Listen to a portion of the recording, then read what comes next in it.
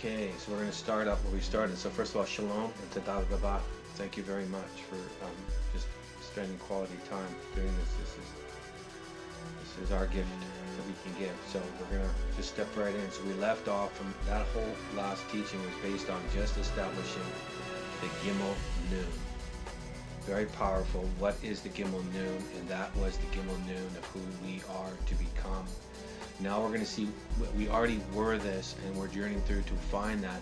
Now we just need to go through and find out what happened, what kind of, why the deception, or what was the deception that we called it deception, but I can simply call it maybe a removal. And so let's look at this really quick. The next occurrence of this 1588 is 1589. And this is the primitive root. So the 1588 is almost an establishment on its own. It stands like kind of separate, right? It's just on its own. That's like the garden. And now this primitive root of 1589 comes, and now it's to steal. But what is stolen is the bet. So now we have the bet added in here, and we have that part of its definition is to deceive. We've already gone really into depth of breaking down what is deception, what is beguiling, and it says that the serpent was the most cunning of them all, what really means he was very astute in his teaching, is really what that's saying. We've rendered it down to be something wicked. The higher narrative would say he was, but yet we know to be wise as serpents and gentle doves, and yeah. we went through the word Yeah. Yonah, Yes. dove, Yes. in that last verse. Yeah, so that's exactly what's happening. We've been fed. Unless you're doing your own forensic work, then you're relying on someone else's interpretation. And this is inclusive in that. So I highly encourage you to be a forensic investigator and do your own due diligence and extract out, so you can be formed by your own foundational definitions that equip you to see and become that which we've just shown. So we're going to look into this. What is this theft right now? Because this is a big deal. And before I can do that, let's just stop right here. And I want to see that this theft is kind of a reoccurring theme from the beginning to the end. And I'm going to get Carrie to read a couple occurrences. Now, the interesting part, all the Old Testaments are all 22 occurrences. And if anyone's listened to our stuff, they know what the 22 is about. It's all about the Bet Tov. And we've just shown you in this one occurrence in 1589, a theft happened, and it's connected to 1588, Gan. Now we have theft, and the bet is added. Right, so it's the theft of the spiritual path to build love. To build love. And so we could, would you agree with me, rhetorical question, but I know just for people to say, would you say that bet tov equates, as we've already established, because of how it's spelled, there's a tov that's hidden there? Yes, absolutely. The constituent letters that make up the symbol bet is bet tov. And so it equates as 222. Bet's 2, tov 22. Yes. Okay. So we have a secret thing, and it says actually to carry away in its own definition. That in the further down it says secretly bring, steal away, get by stealth. And this again, we've already broken this down, that the Bet Tov is really the blueprint language of a DNA code, because the Bet Tov is a blueprint language. And what we're looking for is the occurrence in the garden, because we had the knowing, the ayin in the garden, and they've equated it to as a twining. Ga'an, it's the 23rd letter, and its picture graph in Paleo Hebrew is a twining of a DNA strand, and so it's really it's connected to the ayin, and it means the twist of the dark and a rope. So we're going to kind of try to bring some light on this, but I want to first let's find out all the occurrences. But I will say that the dark can also mean the hidden. Well, that's my point is that the dark is exactly connected to sackcloth. And so the ayin is based off the compression of becoming dark. But yet it's like dark, spooky, dark is without light. No, the only way you can be sackcloth is by fully being submersed in the white or the light. Yep. That's how the dark is established. Yep. Because you're knowing both intimately. So before we start, I wanted to read these occurrences. There's only there's like 5 of them, and then there's a couple in Revelations.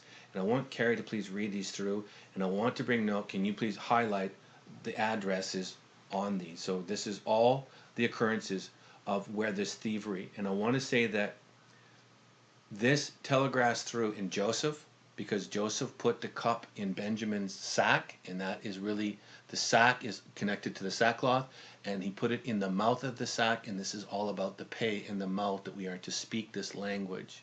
And so he caught the thief. Yes, he set him up in the lesser narrative, but he's saying in the higher narrative, he was teaching him how to speak the higher language. And so by his own action, he caught Benjamin, the son of the right hand, and he taught him how to speak and go the way straight. And so this action occurs. And then we see the representation of, there's actually a law of catching a thief, and we're going to talk about that, because there's a legal binding law of catching the thief. And then we see that Jacob caught, really, the trend. There was actually a thief tethered to Joseph, Ephraim, and Manasseh. Manasseh being deceived, he was the thief. Jacob saw that, and therefore he crossed his hands and he blessed Ephraim instead. That's what was transacting there, because he wasn't going to give us a double lockdown. If he would have blessed Manasseh, meaning to forget, we would have been blessed or cursed with the double lockdown of forgetting. That's the gift of Jacob. Right, so the remembering would be given to those who are the doubly fruitful. Right. That's what happened. That would find the twin teachings. Right. And if you look at the representation, that Manasseh would have been on his right-hand side because he was the firstborn, and they knew that. So it would have been Manasseh, Joseph, and then Ephraim on the left-hand side. And that's why they came in facing, and think of even this, because this is the exact picture of Yeshua on the cross. That the two thieves were on either side of him. One remembered and said, "But he is this," and the other one was still forgetting. Yeah, because that you will be remembered today. So that tethers it to Yeshua, because that's the type and shadow of what Joseph was doing. He was standing in between the two, and then this one was about to remember through the blessing. So that would be Messiah ben Joseph, Messiah ben David. Absolutely. Yep. And so Jacob was blessing them with the inheritance, and that's why the crossing of the hands, he blessed them with the double portion of remembering, the double fruitful. Right, so Yeshua was Messiah ben Joseph. We're waiting for Messiah ben David, which are the beloved that will come with the Christ anointing. Absolutely. Absolutely. So those are the occurrences that I see. So it tethers from the garden, the thief in the garden, or the deceiver, or someone that's removed something. And then the whole premise of the Bible, we see all these patriarchs and matriarchs of showing us to remember, return, remember. And the double portion of shalom, shalom, peace and love is given to you. And we're going to see why. So I'm going to get Carrie to read the first occurrences in Exodus 22:2. So here's all the occurrences, and I will put up slides so people can see them. Exodus 22:2. If a thief is caught breaking in at night and has struck a fatal blow, the defender is not guilty of bloodshed. Exodus 22:7. If anyone gives a neighbor silver or goods for safekeeping, and they are stolen from the neighbor's house, the thief, if caught, must pay back double.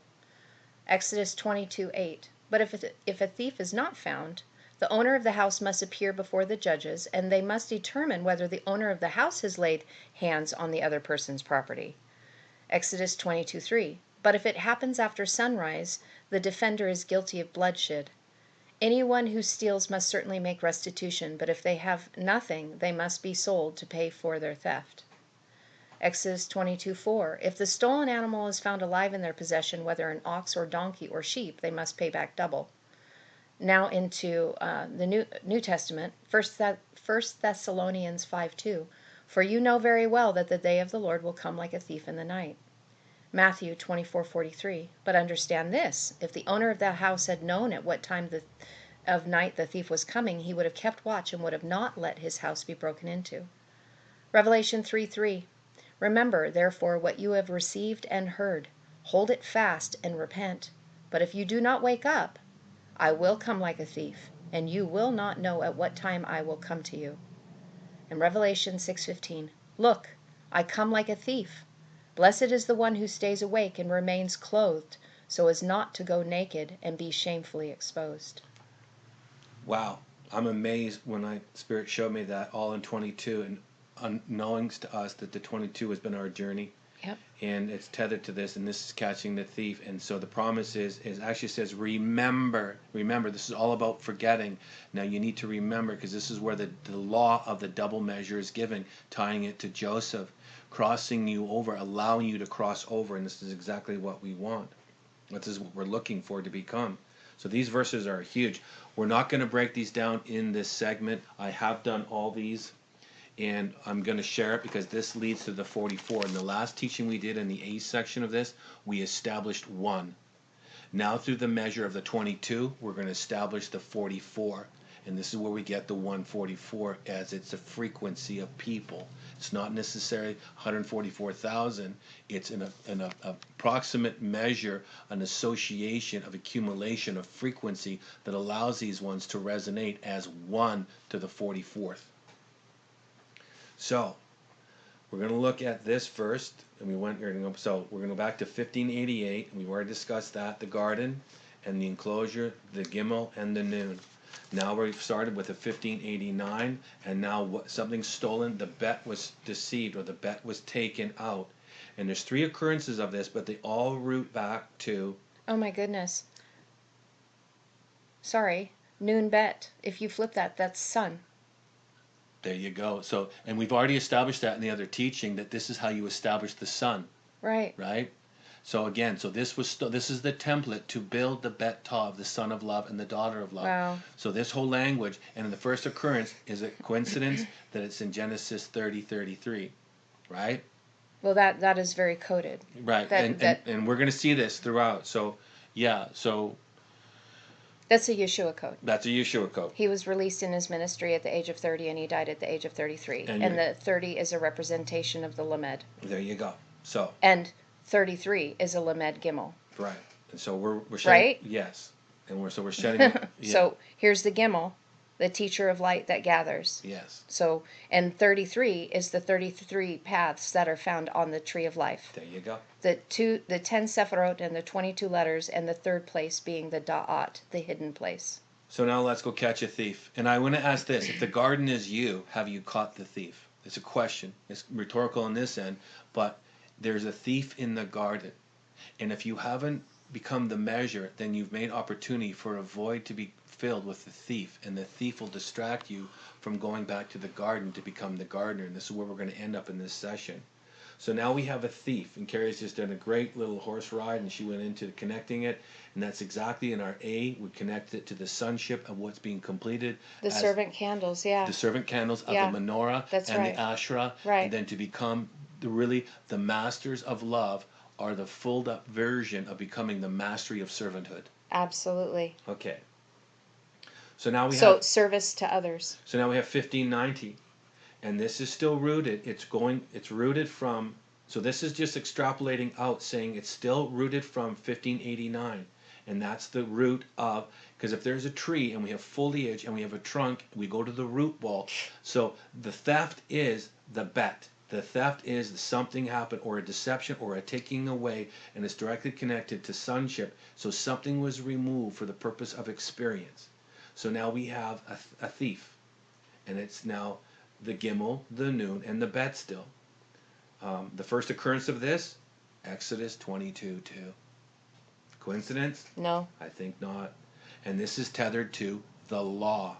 This is the first occurrence of what Carrie just read about if a thief is caught while breaking in, he must pay a double portion. So now we can connect it to the law of love, because we've already established the law of love in our other teachings. Well, and it also connects to Ephraim, the double portion, the doubly fruitful ones of the Peresh. That's why we can connect it to Yeshua, we can connect it to Joseph, we can connect it to Jacob. It's the law of the firstborn. It's the law of the firstborn, because we know that Ephraim is the Peresh olive, and it's becoming beauty for ashes. Right. You're compressing the measure of sackcloth, right, because these will be judges that are coming in the earth, and we're going to explain this. So let's go to 1591. We're not going to go sideways because the other teachings that we've done, we've already gone to the full. Although I will say the first occurrence of that was incredible. Yes, but we in the teaching that'll be the C onto this, it's the full rendering. We've gone into it, and then I'm going into all these occurrences of all Joseph's workings of the 22s. Right. And then, so I'm going to extract all these, and it'll be another teaching. It'll just be in depth. Okay. So I just need to get to the gardener so we can see, to intrigue you. So now we have a stolen thing, and now we have the bet hay. And so it connects, because what was pulled out was the breath. Out of Adam was pulled out Hava, and it was the breath of revelation that was pulled out, and she carried it, and we've already discerned and determined that to be the fire of Isha was taking out as the nurturing that would encircle him as the Ezer Connecto, yep. To now in the higher The narrative, spirit that circles. in the higher narrative, like mother is left in the garden, that would be us. We have the measure within us, and we're kind of looking at how we can connect with Isha, that she would lead us back to the end, father. Right. So we can now put that back, and we've already brought that up in the other teaching through Asher and Ruach being connectively joined. Right. Right? So we've already To done make that. the Asherah Malachot, Right. There you the go. Queen of Heaven. The Queen of Heaven. So that's the connection of becoming with the Spirit now. These who those are. So this is all blueprint language. The revelation now, this has been stolen from you. You have to journey the earth and find the hay. This is what you hear in some of my poems. We found the needle in the haystack. We found the Vav because the hay is directly related to humility, which is the Vav. Humility is the only way that you're going to be able to see the revelation, because it's tethered to that, because the end product is meekness. Right, and so humility automatically says that you're teachable. Right. Because that's what the stance of being teachable is. You have to humble yourself in order to realize that there's something that you do not have, and you have to go to somebody else for them to reveal it to you. Right.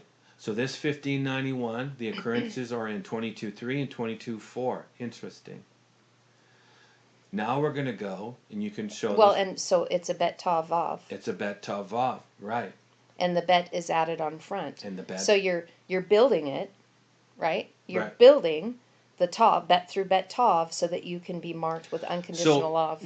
So let's Which is literally the mark. So let's That's tav vav. Right. So let's extrapolate that out a little bit for people, because The mark of the beast. Because the thing that was stolen was the bet of father on the suffix. So if we go back to 1591, what was stolen? The bet hay. But it's on the suffix side, right? Right. So the 222 of Revelation is already established. That is taken out, and now the bet is put onto the front end. Now you're going to have to build this. Exactly. And you have to start with mother first. And you got to start with mother. It's telling you. Well, because if you don't start with mother, you won't even know the language of light, because she teaches you the letters. Right, because you already were it, but But you forgot. But to go through the experience, you're going to have to build it now, so you can go through what you already are. So you would have the intimate knowing, yada, The gnosis, yeah. right, the knowing. completed cup, the chalice of the ayin, because that's what it is. Right. That you would have the knowing of this. And then you have the bet tav on the backside. Right. So it's So telling you built what was stolen. you built what was stolen, and that's what we're trying to say. And you know that you built it because you're marked with unconditional love. This doesn't have to be Filled up. this great thing where it is a great thing, don't get me wrong, but I mean where we're taking the narrative and saying that if we need to find center in this, and not saying the enemy and point fingers. Point it right back to yourself and say to yourself, I willingly chose to go on a journey to build myself. Exactly. And then when we do that, you're pointing right back to the adversary and the creator in one essence of form, and it's called yourself as is. So then, therefore, you've just been revealed You've just been fully revealed. to yourself. Yes. And now that if you know that, then the adversary can be your best friend or your worst enemy, because you realize that you're building yourself and there's measures given. And how are you doing it? There's no fail or pass. It just is a becoming Exactly. through this All revelation. experience. Right. All experience. So there's the thief. That's So it. so basically, it's I am this or I am that, but it all renders down to I am. Right. So now we have 1590. I just think that's cute. It is. So now we have 1592. Now look what we have. Let me move over. So now we have. Oh, mine's flipped. Mine's gone. That's all right. I can see it here. It's Gimel Noon Bet Tav. Gimel Nun Bet Tav. Right. So now this is the theft. So it's telling you, because this is still connected to 1589. So really what this is just extrapolating out, because the root of this is going right back to the original 1589. It's so funny. I'm sorry, but this person's name was, they were called the theft. Right.